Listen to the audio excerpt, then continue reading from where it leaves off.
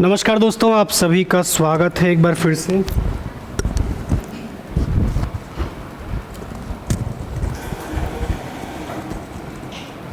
चलिए, आप सभी को पता होगा, यदि आप लोग विज़िट नहीं कर पाए हैं तो एक बार जाइएगा कहाँ, राज्योत्सव देखने के लिए। ठीक है, और अगर एकदम अच्छे से देखना होगा तो दोपहर को जाना, और भीड़ का मज़ा लेना है तो शाम को। ठीक है, एकदम अच्छे से देखना है तो दोपहर को जाओगे तो काफ़ी सारी चीज़ें मिलेंगी, जैसे कि राज्य सरकार की जो बहुत सारी योजनाएं हैं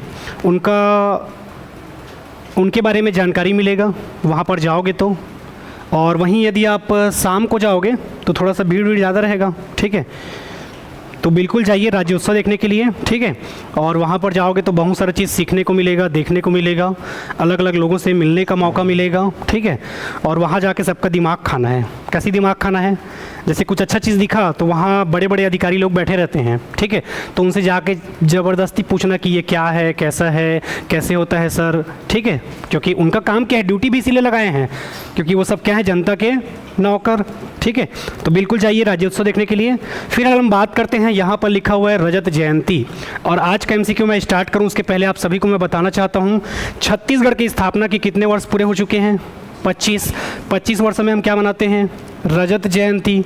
50 होगा तो क्या मनाएंगे? स्वर्ण जयंती। और 75 होगा तो डायमंड मतलब हीरा जयंती। ठीक है, 25 में आपका सिल्वर यानी कि रजत, उसके बाद गोल्डन 50 साल में, और फिर 75 में आपका डायमंड। और डायमंड को क्या कहते हैं हिंदी में? हीरा। ठीक है, तो हीरा और सोना तक हम लोग पहुंच पाएंगे कि नहीं ये तो पता नहीं। फिलहाल जो आपका रजत यानी कि क्या, सिल्वर। ठीक है, यहाँ तक पहुंच चुके हैं, क्योंकि आने वाले 25 साल बाद कोई ज़िंदा रहेगा कि नहीं रहेगा कोई ठिकाना नहीं है। तो फिलहाल रजत जयंती में जाइए, देखिए, बड़ा एंजॉय कीजिए।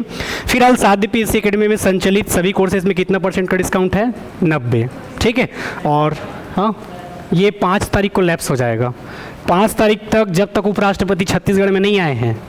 ठीक है, क्योंकि 5वें दिन कौन आ रहे हैं आपके? उपराष्ट्रपति। पेपर में पूछेगा कि उपराष्ट्रपति कौन दिन आए थे, प्रधानमंत्री कब आए थे बताओ? 1 नवंबर। ठीक है, तो याद रखना है, जो आपके उपराष्ट्रपति हैं, नए उपराष्ट्रपति, वो आने वाले हैं कब आपके? 5 नवंबर को। इसके अलावा साइंस का ये जो ई बुक है सामने, यदि आपका सीजी टेट है, साइंस वाले बच्चे हो, ठीक है, या शिक्षक भर्ती की तैयारी कर रहे हो, तो बिल्कुल इस ई बुक के माध्यम से जुड़ सकते हो, साध्य पीएससी एकेडमी के माध्यम से। अब हम बढ़ते हैं आज के पहले क्वेश्चन की ओर, और आज आपको मैं घुमाने ले चलूँगा कहाँ पर? पंजाब। कहाँ घूमने जाएंगे आज? पंजाब। चलो, पहला प्रश्न जो कि आपकी स्क्रीन पर दिखाई दे रहा है, भारत में सबसे बड़ी मिट्टी का वर्ग है? ऑप्शन ए लाल मिट्टी, बी दिया हुआ है काली, सी दिया है बलुई, और डी दिया हुआ है आपका कछारी। चलो बताओ, सबसे बड़ी मिट्टी का वर्ग। ठीक है, भारत में लगभग मैं ऐसे अप्रॉक्स बात करूं, ठीक है, परसेंटेज की इक्विवेलेंट, तो आपका कितना हो जाएगा? 33.5% के आसपास क्षेत्र में आपका पाया जाता है ये मिट्टी। ठीक है, चूँकि 33% मतलब अपने आप में सबसे बड़ा मिट्टी है। इसके अलावा बात करोगे तो ये मिट्टी कौन सा है आपका? कछारी मिट्टी। इसी को क्या कहते हैं? जलोढ़ मिट्टी। कछारी मिट्टी को और क्या कहते हैं? जलोढ़ मिट्टी के नाम से भी हम जानते हैं। ठीक है, तो ध्यान रखिएगा कि सबसे बड़ा मिट्टी का वर्ग कौन सा है आपका? कछारी मिट्टी, जलोढ़ मिट्टी। जलोढ़ मिट्टी का निर्माण कैसे होता है? अगर कोई एग्जामिनर पूछेगा या कभी इंटरव्यू का क्वेश्चन बनेगा तो याद रखना है, नदियों के बहाव के द्वारा 2 प्रकार की मिट्टी आती है, एक आपका बांगर और एक आपका खादर। तो उससे मुख्यतः हमें इस मिट्टी की प्राप्ति होती है। अलग अलग मिट्टी आपका अलग अलग तरीके से प्राप्त होता है। तो फिलहाल याद रखना है कि भारत में जो आपका मिट्टी पाया जाता है वो क्या है आपका? कछारी मिट्टी, या इसी को क्या कहते हैं आपका? जलोढ़। ठीक है, क्या मिट्टी आपका? जलोढ़ मिट्टी। अगला प्रश्न, इस मिट्टी का कौन सा वर्ग भारत के सर्वाधिक क्षेत्र पर पाया जाता है? अब क्षेत्र बोल दिया तो कौन कौन से क्षेत्र में पाया जाएगा? ठीक है, तो याद रखना है, क्षेत्र में आपको पंजाब से लेकर असम तक, पंजाब से लेकर कहाँ तक आपके? असम, हिमालय तक। इसके अलावा यदि बात करोगे तो आपके ताप्ती नदी से लेकर, ठीक है, ताप्ती नदी से लेकर हम यदि बात करें आगे आपका, ठीक है, तो महानदी, गोदावरी, कृष्णा और कावेरी नदी के क्षेत्र में भी आपका क्या है? ये फैला हुआ है। ठीक है, कृष्णा और एक आपका कावेरी। तो इन क्षेत्रों में आपका इन मिट्टियों का विस्तार है। स्पेशली इसमें याद रखना है, ठीक है। चूँकि पूछ रहा है कि भारत में या निम्नांकित में से कौन सा मिट्टी या कौन सा वर्ग भारत के क्षेत्रफल पर फैला है, तो याद रखना है कौन सा है आपका जलोढ़ मिट्टी, ठीक है। विस्तार कहेगा तो कहाँ से कहाँ तक, पंजाब से लेकर हिमालय तक। नदियों में यदि पूछेगा तो ताप्ती से लेकर, ताप्ती के बाद नर्मदा भी लिख लेना, ठीक है। ताप्ती, नर्मदा, महानदी, गोदावरी, कृष्णा, कावेरी, जिन क्षेत्रों में होकर बहती है वहाँ पर आपका ये मिट्टी पाया जाता है। और कितना प्रतिशत पाया जाता है, लगभग 33.5% के आसपास पाया जाता है, ठीक है। इस मिट्टी की बात करें तो इसमें नाइट्रोजन किसकी कमी रहती है, नाइट्रोजन और आपकी ह्यूमस की कमी होती है। नाइट्रोजन और ह्यूमस की क्या होती है, कमी होती है। इसमें मुख्य रूप से यदि बात करोगे जलोढ़ मिट्टी में तो आपका पोटास पाया जाएगा, ठीक है। यदि आपके पापा लोग किसान होंगे तो अक्सर आपने घर में 2 बोरी लेते हुए सुना होगा, ठीक है। एक यूरिया का बोरी आपके घर रहता होगा और एक तो पोटास का, ठीक है। कभी छू के देखना, अगर किसी का हाथ मुलायम है तो वो चर देगा। चरना मतलब समझ गए क्या बोलते हैं जी, चरना को, चरना को अच्छे लेंगे जो क्या बोलेंगे इन लोग नहीं समझ पाएंगे बाकी लोग, ठीक है। हाथ छिल जाएगा, ठीक है। कई लोगों को देखना मिर्ची अगर काटते हैं तो उनके हाथ में दिन भर क्या रहता है, जलन रहता है, ठीक है। उन लोग कुछ ज़्यादा ही मुलायम पैदा हो गए हैं, ठीक है। अब मेरी बहन लोग वैसे ही बोलते हैं लेकिन मेरे को लगता है कि उन लोग बहाना मारते हैं, ठीक है। होता है क्या जी, चलो ठीक है।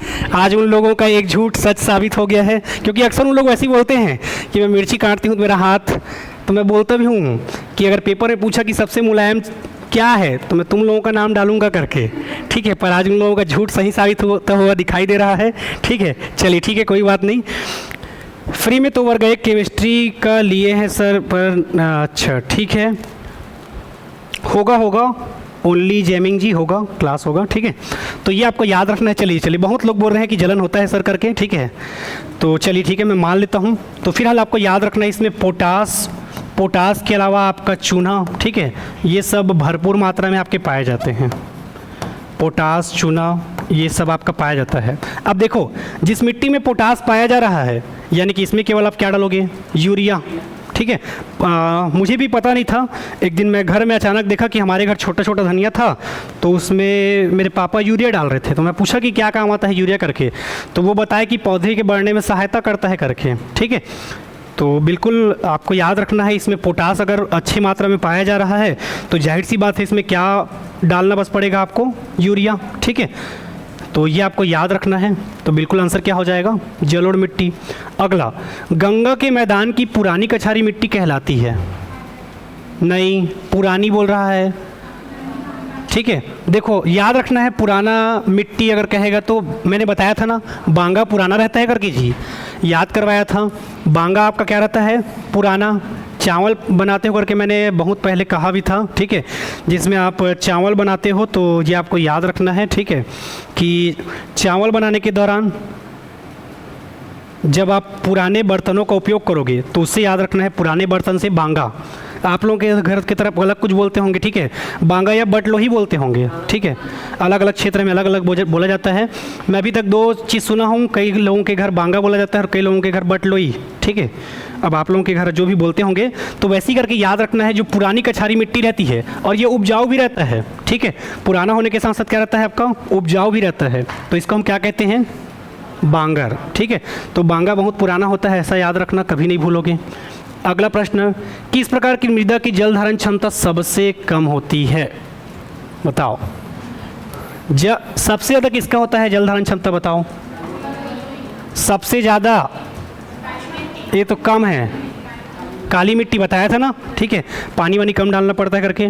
प्रैक्टिकल करना है ना तो एक तो गमले में काली मिट्टी रख लेना और उसमें पानी डालना, बहुत कम, वो एकदम मतलब ना गीला ही रहेगा, ठीक है। ऐसा करने के लिए मैंने अपने रूम पे ट्राई किया था। एक तो छोटा सा मग्गा था, पेंट वाला डब्बा, उसमें काली मिट्टी लाया था, वाकई में होता है कि नहीं करके, क्योंकि मेरा गंदा आदत है थोड़ा सा प्रयोग कर करके देखने का। इसी चक्कर में कई ठो मोबाइल बिगड़ गया है, ठीक है, प्रयोग करने के चक्कर में जी, ठीक है। तो किस प्रकार की मृदा की जल धारण क्षमता सबसे ज़्यादा कहेगा तो क्या है आपका, काली मिट्टी, और सबसे कम कहेगा तो याद रखना है बलुई दोमट मिट्टी, ठीक। पेपर में 2 प्रश्न पूछेगा, सबसे ज़्यादा कहेगा तो कौन सा मिट्टी, काला मिट्टी, और सबसे कम कहेगा तो बलुई दोमट मिट्टी, ठीक है। तो याद रखना है, कैसे याद रखना है, देखो 2 मठ यानी कि 2 मिट्टी, ऐसे याद रखना है। 2 मिट्टी अलग अलग मिल रहे हैं, ठीक है, तो पानी को जल्दी नहीं सोखते, ऐसे टाइप से कुछ तरीके से याद रखना है आपको, ठीक है। अगला प्रश्न, दुमाटी लोग मिट्टी में मिट्टी का कौन सा कण मिलता है, ठीक है। ये दुमाटी हो गया है, ये दोमट है। मैं भी सोच रहा हूँ ये दुमाटी क्या है, ठीक है। दोमट मिट्टी में मिट्टी का कौन सा कण होता है? बालू मतलब बालूशाय नहीं, रेत, SiO2। मैं आपकी कॉपी में जो बनाया हूँ ना, वो 4 लाइन में ख़त्म हुआ है क्या? उसको कर लेना फॉलो, तो वो थोड़ा ज़्यादा आसान लगा मुझे। खैर अलग अलग तरीका रहता है, 1000 तरीके रहते हैं क्योंकि उसमें, ठीक है, पर वो एकदम 4 समझ आया वो, ठीक है। तो ये आपको याद रखना है। इसमें मिट्टी में यदि पूछा जाएगा, ठीक है, बालू, तो बालू के कण भी पाए जाते हैं, चिकना कण भी, पासु कण भी, यानी कि इसमें अगर आप देखोगे तो ओवरऑल सभी प्रकार के कण पाए जाते हैं किसमें? आपके दोमट मिट्टी में, ठीक है। पेपर में अगर पूछेगा तो याद रखना है, जो आपकी दोमट मिट्टी होती है उसमें सभी प्रकार के कण थोड़े थोड़े मात्रा में अलग अलग तरीके से पाए जाते हैं। तो पेपर में मुझे लगता है कि मैक्सिमम बच्चे इसका आंसर क्या टिक करेंगे? बालू के कण। पर याद रखना है इसमें सभी प्रकार के क्या पाए जाते हैं? आपके कण पाए जाते हैं। अगला प्रश्न, जल और मिट्टी के संदर्भ में नीचे दिए गए 4 कथनों में सही कथन को चुनिए। अच्छा हुआ जो नहीं बताना था उसको मैं नहीं ही बताया हूँ, क्योंकि ये अपने आप में फिर नया क्वेश्चन बन गया आप लोगों के लिए। चलो इतना हिंट दे देता हूँ कि एक चीज़ को हम भूल गए हैं जो उसमें पाया जाता है, ठीक है। इसके पहले मैंने बताया था उसमें क्या पाया जाता है? पोटास, चूना, ठीक है। तो पोटास और चूना के अलावा उसमें और क्या पाया जाता है? फास्फोरिक एसिड, ठीक है। याद रखना है आपके कौन सी मिट्टी में? जलोढ़, या इसे ही क्या कहते हैं? कछारी मिट्टी, ठीक है। गांव में जाओगे ना तो कई एरिया को कछारी क्षेत्र बोला जाता है, ठीक है। जैसे कि अलग अलग एरिया का ना अलग अलग नाम रखा जाता है। जैसे कि हमारे गाँव में जाओगे तो एक ठो गाँव है बोदल, तो बोदल से लगे हुए खार को बोदल खार बोलते हैं, ठीक है। एक ठो और क्षेत्र है उसको नेवार बोलते हैं, एक ठो और क्षेत्र है उसको जोगी डबरी बोलते हैं, एक और क्षेत्र है उसको सियार पुलिया बोलते हैं, ठीक है। पहले निकलता रहा होगा सियार वियार, अब तो मैं देखा नहीं हूँ, पैदा हुआ हूँ तब से, ठीक है। तो वैसे ही अलग अलग क्षेत्रों को कहा जाता है। तो फिलहाल जलोढ़ मिट्टी में याद रखना है कि इस मिट्टी में फास्फोरिक एसिड, पोटास, पोटास के अलावा आपका चूना, ठीक है, ये सारी चीज़ें पाई जाती है। देखो कई लोग देखना उसी खेत में ज़्यादा धान उपजाते हैं ना, तो उनको मिट्टी का नॉलेज अच्छे से है। जैसे कि आपके खेत में रेत की कमी है, 1 ट्रैक्टर ले जाकर खेत में डाल दो। कई लोगों को देखे हो ना, अक्सर जो एकदम ज़्यादा पढ़े लिखे रहते हैं उन लोग जब फार्मिंग करते हैं तो ज़्यादा उत्पादन करते हैं। क्यों? क्योंकि मिट्टी का पीएच मान निकालते हैं, इस मिट्टी में कौन कौन सा पोषक तत्व है ये निकालते हैं, और जिसका कमी रहता है उसको खेत में डालते रहते हैं। तो उससे क्या हो जाता है? आपका सारा चीज़ का पूर्ति होता है। सेम खेत सेम पानी, कैसे प्रोडक्शन ज़्यादा होगा, ठीक है। तो वही है आपका, यदि मिट्टी के बारे में अच्छे से नॉलेज है तो आप खेती अच्छे से कर सकते हो।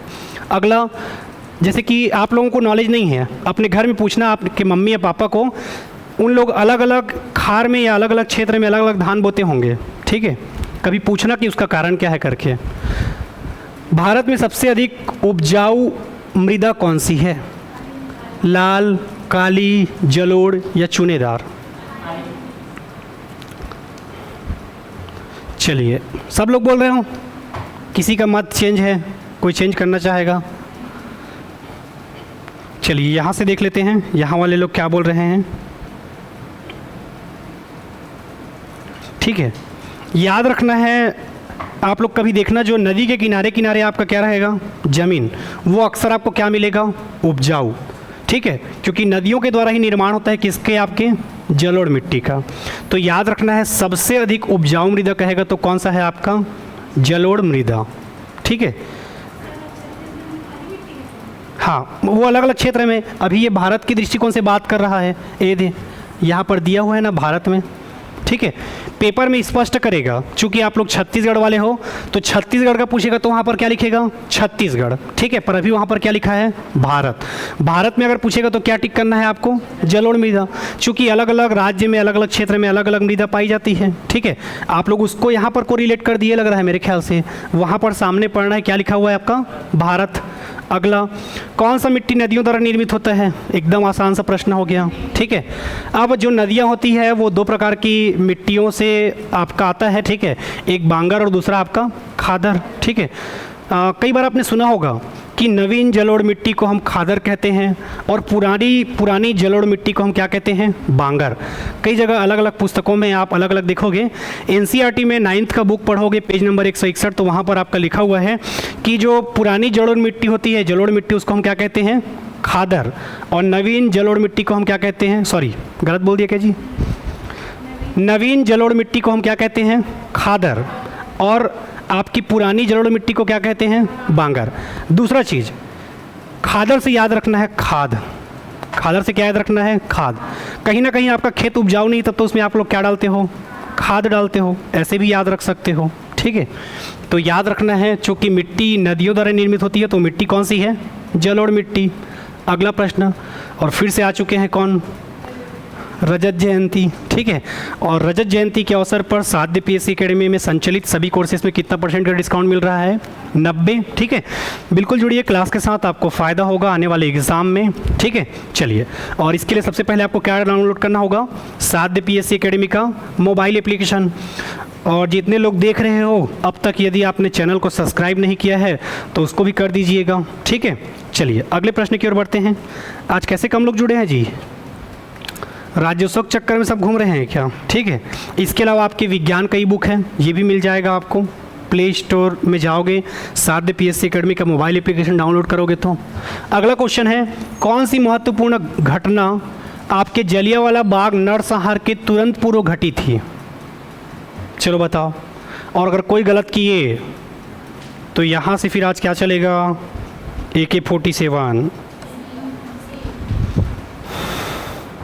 चलो सब लोग बताओ अपना अपना अलग अलग।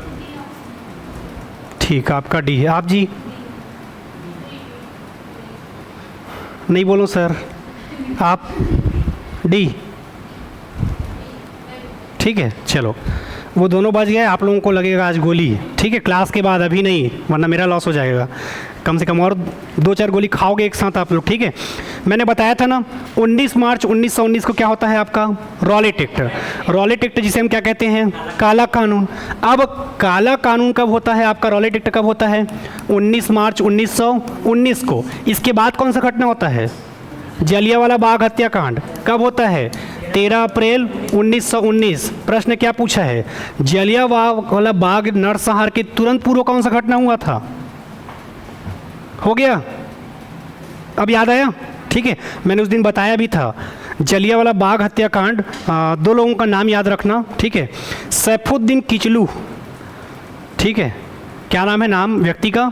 सैफुद्दीन किचलू, और दूसरे का नाम है सत्यजीत। ये 2 व्यक्तियों को छुड़वाने के कारण जनता आपके जलियांवाला बाग, जो कहाँ पर है आपके? अमृतसर पंजाब में, वहाँ पर इकट्ठा हुई थी। एक पागल अंग्रेज़ था जिसका नाम था जनरल डायर, वो क्या करवा देता है? गोली। तो कई बार पेपर में पूछा भी है, तो याद रखना है, सैफुद्दीन किचलू और सत्यजीत को छुड़वाने के लिए जनता वहाँ पर क्या होती है? इकट्ठा, ताकि वहाँ पर हम प्लानिंग कर सके करके, ठीक है। और इसी बीच वो पागल आदमी जिसका नाम क्या है? जनरल डायर, वो गोली चलाने का क्या दे देता है? आदेश। चूँकि आपका रॉलेट एक्ट कब हुआ था? 19 मार्च 1919 को, और जलियांवाला बाग हत्याकांड कब हुआ था? 13 अप्रैल 1919 को। प्रश्न एकदम आसान सा है, ज़बरदस्ती घुमा रहा है एग्जामिनर। क्या पूछ दिया? ठीक है, कौन सा महत्वपूर्ण घटना जलियांवाला बाग नरसंहार के तुरंत पूर्व हुआ था? ठीक है, तो याद रखना है कौन सा घटना है आपका? Rowlatt act, Simon commission. देखो, चलो इसके बारे में आपको पता नहीं है, ठीक है, सांप्रदायिक अवार्ड, इसको मैं मान भी चलता हूँ कि चलो पता नहीं है। असहयोग आंदोलन जानते हो ना, कब हुआ है? 1920 में। साइमन कमीशन का आना कब होता है? 1928 में। दोनों कहाँ से आगे पीछे कोई संबंध नहीं है, बसता है तो एक ही ठो, और चूँकि पूर्व पूछा है और ये दोनों बाद वाले हैं जी, समझ रहे हो? बहुत सारे कारण हैं जिसके तहत आप अलग कर सकते हो, तो एकदम ध्यान से पढ़िए और क्वेश्चन का जवाब देते जाइए। आंसर क्या हो जाएगा? Rowlatt act. आप लोग समझ गए थे कि तुक्का मारे थे जी? समझ गए थे? हाँ, ठीक, बढ़िया, बहुत बढ़िया। चलो चलो, कोई बात नहीं, हो जाता है। जलियांवाला बाग हत्याकांड हुआ था, कब हुआ था बताओ? ठीक है, तो याद रखना है, 2 लोगों का नाम मैंने क्या क्या बताया है?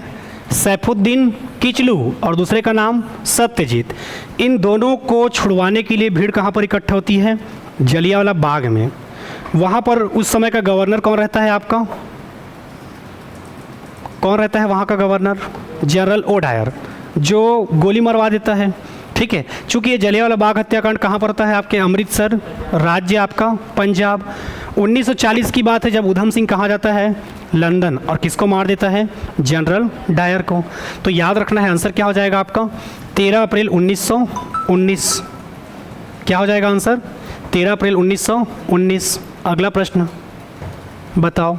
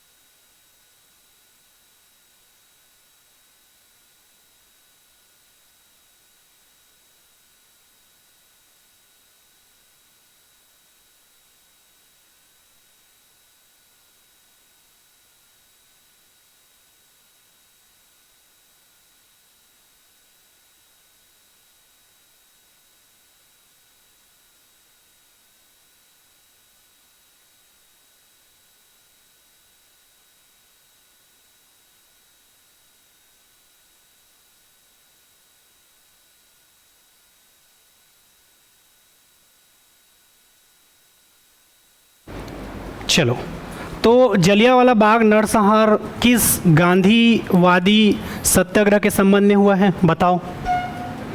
स्वदेशी सत्याग्रह, रॉलेट, बारदोली या व्यक्तिक? ठीक है, मैंने कुछ दिन पहले बताया था कि गांधी जी 3 राजनीतिक मंचों का उपयोग करते हैं। कौन कौन सा है वो राजनीतिक मंच? एक आपका मैंने बताया था होम रूल लीग, ठीक है, दूसरा मैंने बताया था खिलाफत, और तीसरा है आपका, नहीं, रॉलेट एक्ट के विरोध में ही वो 3 राजनीतिक मंचों का विरोध करते हैं। ठीक है, सत्याग्रह करके एक मंच बताया था। ठीक है, तो 3 राजनीतिक मंचों का उपयोग करते हैं कौन? आपके गांधी जी। क्यों? क्योंकि इसे हम बिना दलील, बिना अपील, बिना वकील के क्या कहते हैं? बिना अपील, बिना दलील, बिना वकील के क्या कहते हैं? काला कानून। तो इसी के विरोध में गांधी जी क्या करते हैं? आपके 3 अलग अलग राजनीतिक मंचों का क्या करते हैं? उपयोग करते हैं। ठीक है, तो आंसर क्या हो जाएगा? Rowlatt act. अगला, वर्ष 1919 में भारतीय इतिहास से संबंधित है। कलकत्ता से दिल्ली में राजस्थान के बदले जाने से, जलियांवाला बाग त्रासदी, बंगाल विभाजन, खिलाफत आंदोलन। कलकत्ता से दिल्ली कब ट्रांसफ़र हुआ था? राजधानी बताओ। ऑनलाइन बताइए। पहले हमारी राजधानी क्या हुआ करती थी? कलकत्ता। यहाँ से दिल्ली कब राजधानी ट्रांसफ़र हुआ था? बताओ। आपके हिस्ट्री का जो नोट्स होगा उसमें डला है ये, ठीक है, मैंने पढ़ाया है आपको। फेमस है, इंग्लैंड के राजा जॉर्ज पंचम जब भारत आते हैं तो उस समय कलकत्ता से दिल्ली हम राजधानी बदलते हैं। ऑनलाइन बताइए आप लोग, ठीक है, याद रखना है। कब? कई लोग 1911 बोल रहे हैं, कई लोग 1912 बोल रहे हैं।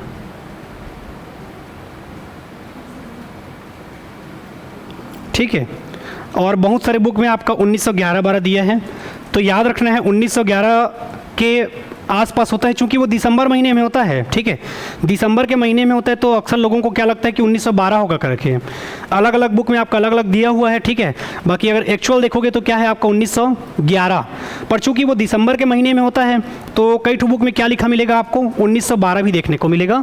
तो 1911-12 के आसपास आपका दिल्ली से, सॉरी, कलकत्ता से हम दिल्ली क्या करते हैं? राजधानी ट्रांसफ़र। तो ये तो खेल ख़त्म। जलियांवाला बाग त्रासदी क्या हो जाएगा आपका? 19 मार्च 1919। बंगाल विभाजन, सॉरी, ठीक तो लिखा हूँ जी? अच्छा हाँ, ठीक ठीक, 19 अप्रैल नहीं जी, 13, ठीक है, 13 अप्रैल 1919। बंगाल विभाजन कब हुआ था आपके? 1905 में। और खिलाफत आंदोलन 1919। ठीक है, मैंने बताया था ना, MS धोनी करके। M से क्या है आपका? मोहम्मद अली, और S से क्या है आपका? शौकत अली। ठीक है, तो याद रखना है, आंसर क्या हो जाएगा आपका? यदि पूछा जाएगा तो आंसर क्या हो जाएगा? बी। अगला प्रश्न, जलियांवाला बाग कत्ले आम किस शहर में हुआ था? एकदम आसान सा प्रश्न हो गया है। जलियांवाला बाग कत्लेआम किस शहर में हुआ था? तो याद रखना है किस शहर में? अमृतसर, जो कि कहाँ है आपका? पंजाब। कभी मौका मिलेगा तो जाना अमृतसर घूमने के लिए, अच्छा जगह है, ठीक है। फ्री का खाना मिलता है लंगर में, और वो भी मस्त घी लगा हुआ पराठा गरम गरम, ठीक है। तो कभी मौका मिलेगा तो जाना आप लोग अमृतसर, ठीक है। अगला, जनरल डायर का नाम किस घटना से जुड़ा हुआ है? अब तक तो ये पूरी कहानी याद हो चुकी होगी, ठीक है। जनरल डायर, इसको मैं डायन कहता हूँ, ठीक है। इसका संबंध किससे है? जलियांवाला बाग हत्याकांड से। 1940 में लंदन जाता है कौन? उधम सिंह, और इसकी क्या कर देता है? हत्या। तो जलियांवाला बाग हत्याकांड। अगला, काफ़ी संख्या में लोग अमृतसर के जलियांवाला बाग में 13 अप्रैल 1919 को एकत्रित हुए थे, किसके गिरफ्तारी के विरोध में? मैं सत्यजीत बोल दिया था क्या जी? अच्छा, सत्यपाल बोला था, क्या बोला था मैं? नहीं, सैफुद्दीन तो बोला था, उसके बाद दूसरा नाम क्या बोला था? हाँ, उसको पाल करना, ठीक है। ऑनलाइन शायद मैंने सत्यजीत बोल दिया था धोखे से, वो सत्यपाल है, ठीक है, सुधार लेना। शायद मैंने धोखे से सत्यजीत बोल दिया था, ठीक है। चलो, तो ये आपको याद रखना है, ठीक है। डॉक्टर सैफुद्दीन किचलू और डॉक्टर सत्यपाल को बचाने के लिए जनता कहाँ पर एकत्रित हुई थी? अमृतसर के जलियांवाला बाग में, और 13 अप्रैल 1919 को फिर एकत्रित हुए थे गिरफ्तारी के विरोध में। तो आंसर क्या हो जाएगा? डी। अगला प्रश्न, 30 मई 1919 को अपना अलंकरण ऑनर भारत सरकार को लौटाने वाले व्यक्ति थे? जमनालाल बजाज, तेज बहादुर सप्रू, महात्मा गांधी या रविंद्रनाथ टैगोर? ठीक है, तो याद रखना है 30 मई 1919 को अपना अलंकरण ऑनर भारत सरकार को लौटाने वाले व्यक्ति कौन थे? कौन थे बताओ? ठीक है, इसका मतलब समझ गए? ऑनर का मतलब नाइटहुड की उपाधि त्यागा था। किन्होंने त्यागा था? रविंद्रनाथ टैगोर ने, ठीक है। नाइटहुड का, नाइटहुड इस घटना से जो संबंधित है ना, वो आपका नाइटहुड है, ठीक है। तो याद रखना है नाइटहुड का उपाधि त्यागते हैं कौन? आपके रविंद्रनाथ टैगोर। अगला, जलियांवाला बाग हत्याकांड में पंजाब में हुए अत्याचारों से अपने विरोध के रूप में किस विख्यात व्यक्ति ने ब्रिटिश सरकार द्वारा प्रदान की गई नाइटहुड की उपाधि को वापस लौटा दिया था? ठीक है, तो इसका आंसर तो अब आपको पता चल चुका है, कौन थे आपके? रविंद्रनाथ टैगोर। अगला प्रश्न, किसके विरुद्ध विरोध प्रदर्शन के अभिप्राय के रूप में रविंद्रनाथ टैगोर ने अपनी नाइटहुड की पदवी त्याग दी थी? जलियांवाला बाग हत्याकांड। अगला प्रश्न, निम्नांकित में से किसके विरोध में रविंद्रनाथ टैगोर ने अपना नाइटहुड का परित्याग किया था? तो कौन सा है आपका? जलियांवाला बाग जनसंहार। अगला, जलियांवाला बाग हत्याकांड के विरोध में किसने ब्रिटिश सरकार की नाइटहुड की उपाधि को लौटा दिया था? तो कौन है? रविंद्रनाथ टैगोर। अगला प्रश्न, रविंद्रनाथ टैगोर ने अपना नाइटहुड की उपाधि किस कारण से त्याग दिया था? ठीक है, ये अलग अलग साल में आए हुए प्रश्न हैं, कई में नरसंहार लिखा हुआ है, कई में कुछ और लिखा हुआ है, इसीलिए सेम प्रश्न आपको मिल रहा है। जलियांवाला बाग हत्याकांड। अगला, हाँ अब चेंज हुआ, कत्लेआम आज हो जाता वरना क्वेश्चन का, ठीक है। चलिए, जलियांवाला बाग हत्याकांड के विरोध में वायसराय की, क्या लिखा हुआ है? वायसराय की कार्यकारिणी परिषद की सदस्यता से किसने इस्तीफा दे दिया था? यदि आप लोग केसरी 2 अक्षय कुमार का, जो कि जलियांवाला बाग हत्याकांड पर बना हुआ है, यदि आपने वो मूवी देखा होगा तो इसका आंसर दे दोगे। मूवी देखे हो तो इतिहास से संबंधित जो भी मूवी आता है ना, देख लिया करो, ठीक है। मैं नहीं देखूंगा सोचा था, पर डर के मारे देखा, कई बार उसी वहीं से प्रश्न आ जाता है, और पिक्चर में देखोगे उसको आप कभी नहीं भूलोगे, ठीक है। एक तो मूवी आया था पद्मावत, ठीक है, उसको मैंने करीबन 13 बार देखा है, ऐसे मतलब मोबाइल में जी, ठीक है। और वो पूरा कहानी ऐसे याद हो गया है कि कभी एग्ज़ाम में उसके बारे में पूछ दे तो एकदम अच्छे से लिख सकता हूँ उसके बारे में, क्योंकि पिक्चर का हमेशा याद रहता है, ठीक है। तो ये जब जलियांवाला बाग हत्याकांड हुआ था, उस समय वायसराय की कार्यकारिणी परिषद की सदस्यता से किसने इस्तीफा दिया था? तो नाम याद रखना है, शंकरन नायर। क्या है नाम इसका? शंकरन नायर। ये शंकरन नायर शुरू में क्या सोचता है कि थोड़ा सा ये पहले ना अंग्रेज़ों की तरफ था, फिर बाद में ना अंग्रेज़ों की तरफ से केस भी लड़ रहा था, फिर धीरे धीरे उसे पता चलता है कि नहीं अंग्रेज़ लोग गलत कर रहे थे, गलत गलत डाटा दे रहे थे करके पता चलता है, ठीक है। बाद में फिर शंकरन नायर कहाँ से त्यागपत्र दे देते हैं, आपके वायसराय की कार्यकारिणी परिषद की सदस्यता से क्या दे देते हैं, त्यागपत्र। तो नाम याद रखना है, नाम क्या है, शंकरन नायर। और यही आज का क्या था, आखिरी प्रश्न, ठीक है। वाह, बचा है सॉरी बचा है ना, मुझे पता नहीं था। अगला क्वेश्चन, रविंद्रनाथ टैगोर ने नाइटहुड की उपाधि को त्याग दिया था, कारण वे असहयोग आंदोलन में भाग लेना चाहते थे, ठीक है। अब देखो, अभी जस्ट हमने देखा है कि रविंद्रनाथ टैगोर ने नाइटहुड की उपाधि को क्यों त्यागा था, क्योंकि 13 अप्रैल 1919 को क्या हुआ था, जलियांवाला बाग हत्याकांड। और आपका असहयोग आंदोलन कब होता है, 1920 में, ठीक है। तो कथन आपका क्या है, सही है, और कारण आपका क्या है, गलत है। तो आंसर क्या हो जाएगा, सी ऑप्शन। कुछ प्रश्न को आपको कॉमन सेंस से बनाना होगा, सारा चीज़ टीचर पढ़ा दे, सारा चीज़ बता दे, ये बिल्कुल भी पॉसिबल नहीं है, ठीक है। देख रहे हो ऑनलाइन वालों को, सब लोग थैंक यू बोल के जा रहे हैं, अभी ख़त्म नहीं हुआ है। मेरे भी पता नहीं था, खैर क्वेश्चन है करके मेरे को लगा हो गया होगा, ठीक है। अगला भी है क्या, मेरे ख्याल से अब नहीं होगा क्योंकि रजत जयंती आ चुका है, ठीक है। चलिए, तो आज का ये आखिरी था, बिल्कुल आप लोग जा सकते हैं। अब जाते जाते फिर से वही, ठीक है। अब तक आप सबको मेरा कहा हुआ पूरा चीज़ याद हो चुका होगा कि ऐसे ही अपडेट वाले वीडियो के लिए और अच्छे अच्छे क्वेश्चन के लिए आप हमारे इस यूट्यूब चैनल को लाइक कर दे, सब्सक्राइब कर दे जितना ज़्यादा होगा। इसके अलावा यदि मैं बात करूं, ठीक है, ठीक है, तो रजत जयंती छत्तीसगढ़ के 25 वर्ष पूरे हो चुके हैं और साध्य PSC एकेडमी में संचालित सभी कोर्सेस में मिल रहा है आपको डिस्काउंट। तो बिल्कुल इस डिस्काउंट का फ़ायदा उठाइए। सबसे पहले आपको प्ले स्टोर में जाकर साध्य PSC एकेडमी का मोबाइल एप्लीकेशन डाउनलोड करना होगा। मोबाइल एप्लीकेशन डाउनलोड करने के बाद आप स्टोर सेक्शन के माध्यम से जुड़ सकते हैं हमारे इस क्लास के माध्यम से, ठीक है। चलिए, थैंक यू। तब तक मस्त रहिए, स्वस्थ रहिए, दबा के घूमिए और दबा के पढ़िए। Thank you. नहीं, आज नहीं गए थे, 5 तारीख के बाद जाएंगे व्यापम के ऑफिस, और अभी 5 तारीख तक अधिकारी लोग थोड़े से बिजी हैं।